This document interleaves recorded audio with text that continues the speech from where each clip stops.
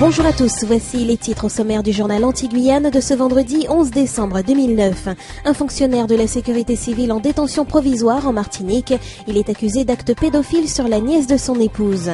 Visite de terrain dans plusieurs exploitations et entreprises spécialisées dans le secteur agroalimentaire pour le président de la région Guadeloupe, Victorin Lurel. En Guyane, malgré quelques soubresauts venus des syndicats, la création du Pôle emploi, né de la fusion entre l'ANPE et la CEDIC, est une réalité. Un haut fonctionnaire de la sécurité civile a passé ces dernières heures en garde à vue avant d'être mis en examen et placé en détention provisoire. L'homme d'une 60aine d'années devait expliquer aux gendarmes de la brigade de Trinité l'accusation dont il a fait l'objet de la part d'une nièce de son épouse. L'adolescente, âgée de 13 ans, lui reproche une agression sexuelle et l'affaire fait grand bruit dans la commune du Gros-Morne où résiderait le suspect.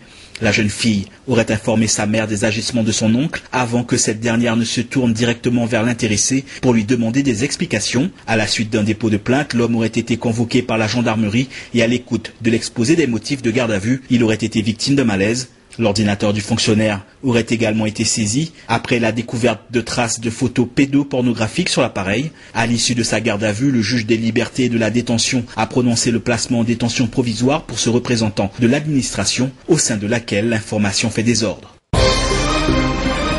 Dans le cadre du suivi de la politique régionale de soutien aux filières agricoles, Victorin Lurel a effectué une série de visites d'exploitations et d'entreprises spécialisées dans le secteur agroalimentaire, comme ici à ITK qui fabrique des tisanes et la gamme de produits cosmétiques Bertina Salomé. Selon la présidente Liliane Piquion-Salomé, il n'y a rien de tel qu'une visite de terrain pour prendre conscience de certaines réalités économiques. Il y a une volonté très forte de réussir et que nous n'avons rien à envier à personne. Si ITK existe aujourd'hui, c'est en partie grâce au soutien des collectivités. Les collectivités nous ont accompagnés et nous ont déjà beaucoup soutenus. J'en profite justement pour les remercier. Qu'elles continuent dans la mesure de leurs possibilités parce que nous savons qu'elles ne peuvent pas tout faire. C'est désormais aux consommateurs de se montrer solidaires. Des produits performants et compétitifs sont produits localement. Il faut que les Guadeloupéens les achètent. En dépit de l'opposition manifestée par les syndicats, la création du Pôle emploi et de la fusion de la NPE et de la CEDIC est désormais une réalité en Guyane, comme dans le reste de la France. Depuis le début de l'année, les agents du placement et de l'indemnisation ne font qu'un seul et même métier. À travers une série de formations, il a fallu aux uns acquérir les compétences des autres. Car l'objectif pour le début de l'année à venir est de parvenir à la création d'un entretien unique des demandeurs d'emploi qui sont depuis devenus des clients du Pôle emploi. Désormais, il est question de Bassin, Acayenne, Kourou et Saint-Laurent-du-Maroni. Par ailleurs, il est aussi important pour le Pôle emploi de développer des partenariats avec les entreprises et des organismes comme la mission locale. Dans un mois, la Guyane votera. Le 10 janvier, les électeurs devront se prononcer sur l'évolution statutaire en choisissant ou non l'article 74 de la Constitution.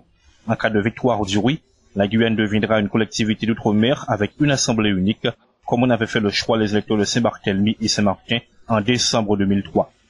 En cas de réponse négative et donc d'échec de l'évolution statutaire, une seconde consultation populaire sera organisée. Les électeurs guyanais devront dire cette fois-là s'ils acceptent au moins l'évolution institutionnelle dans le cadre de l'article 73 et la création d'une assemblée unique. Si le non venant à l'emporter encore, les conseils généraux et régionaux seront maintenus.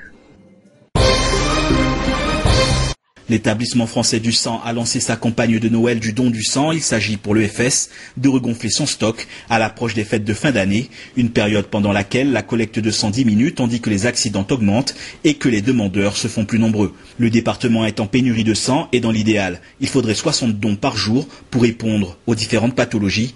L'EFS rappelle que les personnes vaccinées peuvent donner ce liquide vital sans délai. Celles atteintes par la grippe doivent attendre 2 semaines après la fin des symptômes, que 4 mois d'attente sont nécessaires après un tatouage, un piercing ou une anesthésie générale.